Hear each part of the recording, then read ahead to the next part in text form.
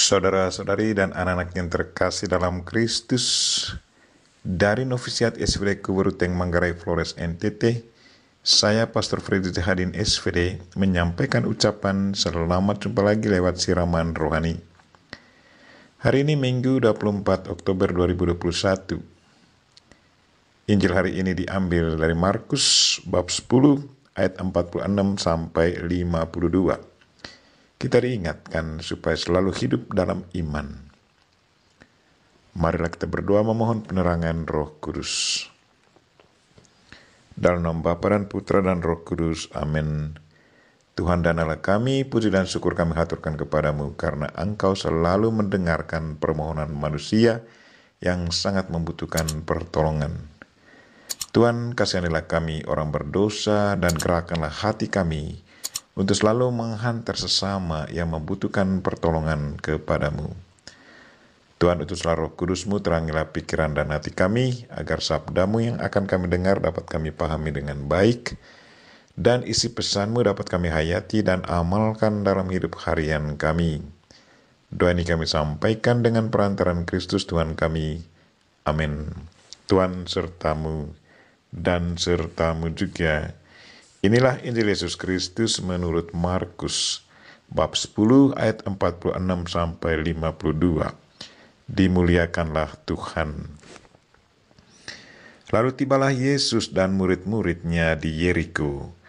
Dan ketika Yesus keluar dari Yeriko bersama-sama dengan murid-muridnya dan orang banyak yang berbondong-bondong, ada seorang pengemis yang buta bernama Bartimeus, anak Timeus, duduk di pinggir jalan. Ketika didengarnya bahwa itu adalah Yesus orang Nazaret, mulailah ia berseru, "Yesus anak Daud, kasihanilah aku." Banyak orang menegurnya supaya ia diam, namun semakin keras ia berseru, "Anak Daud, kasihanilah aku." Lalu Yesus berhenti dan berkata, "Panggillah dia." Mereka memanggil orang buta itu dan berkata kepadanya, "Kuatkan hatimu, berdirilah, ia memanggil engkau." Lalu ia menanggalkan jubahnya, ia segera berdiri dan pergi mendapatkan Yesus. Tanya Yesus kepadanya, "Apa yang kau kehendaki supaya aku perbuat bagimu?" Jawab orang buta itu, "Rabuni, supaya aku dapat melihat." Lalu kata Yesus kepadanya, "Pergilah, imanmu telah menyelamatkan engkau." Pada saat itu juga melihatlah ia, lalu ia mengikuti Yesus dalam perjalanannya. Demikianlah Injil Tuhan. Terpujilah Kristus. Saudara-saudari dan anak-anak yang terkasih dalam Kristus Sang Sabda, tema renungan kita hari ini ialah hidup dalam iman akan Kristus. Hari ini kita mendengar satu cerita menarik tentang Bartimeus, pengemis yang buta. Beberapa hal yang menarik dari cerita ini yang mungkin bisa kita hayati dalam hidup kita. Yang pertama, Bartimeus percaya akan Yesus Kristus. Rupanya ia sudah lama mendengar tentang Yesus Kristus dan percaya akan kehebatan Kristus, tetapi tidak pernah datang kepadanya. Hari ini, secara radikal, Bartimeus, pengemis yang buta itu, ekspresikan imannya. Katanya, "Yesus anak Daud, kasihanilah aku." Ia percaya bahwa Yesus punya kuasa. Karena itu ia tidak merasa malu dan tidak takut sedikit pun ungkapkan isi hatinya. Banyak orang menegurnya supaya diam, namun ia semakin keras berseru, "Anak Daud, kasihanilah aku." Imannya lah yang mendorong dia untuk selalu berteriak memohon belas kasihan Tuhan. Ia percaya bahwa imannya akan menyelamatkan dia.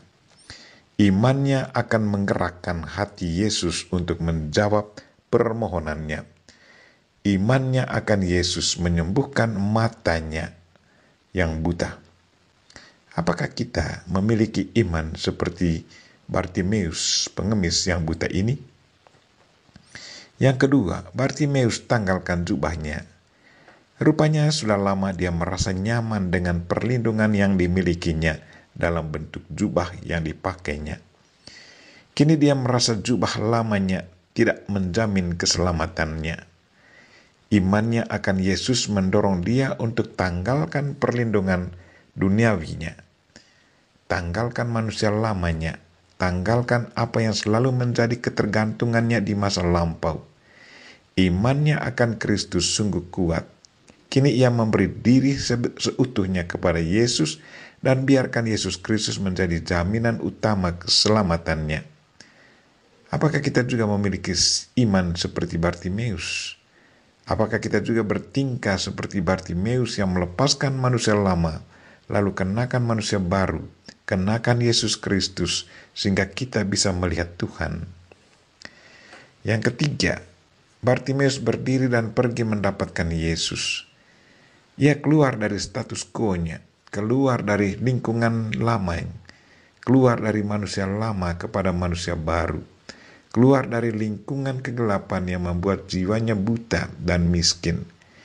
Kini dia serahkan diri kepada Yesus, sumber segala sesuatu dan sumber terang dunia.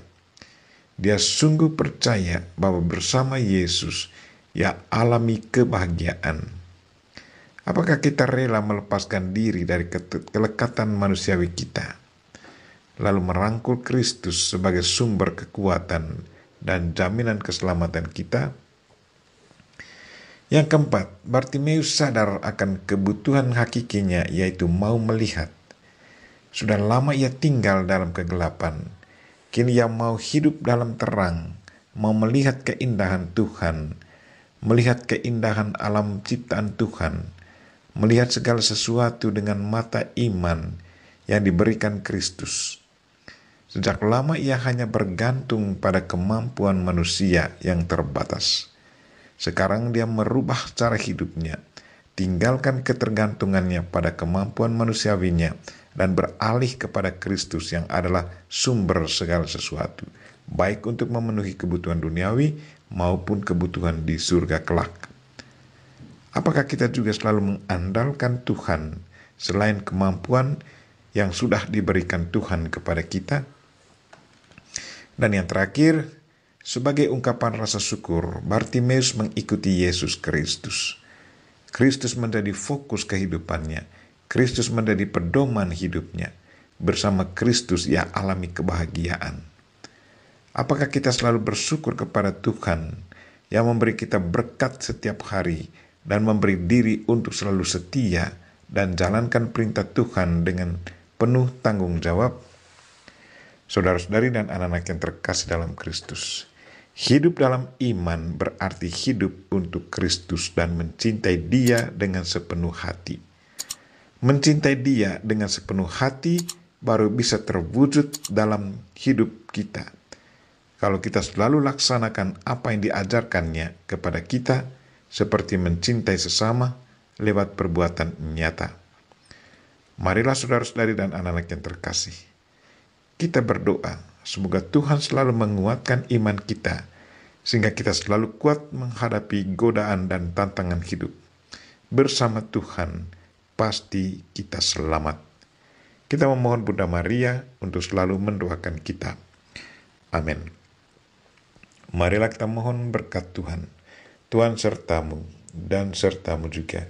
Semoga saudara sekalian dan mereka-mereka yang kita doakan pada hari ini dan segala aktivitas kita sepanjang hari ini dilindungi, dibimbing dan diberkati oleh Allah yang Maha Kuasa, Bapa dan Putra dan Roh Kudus. Amin.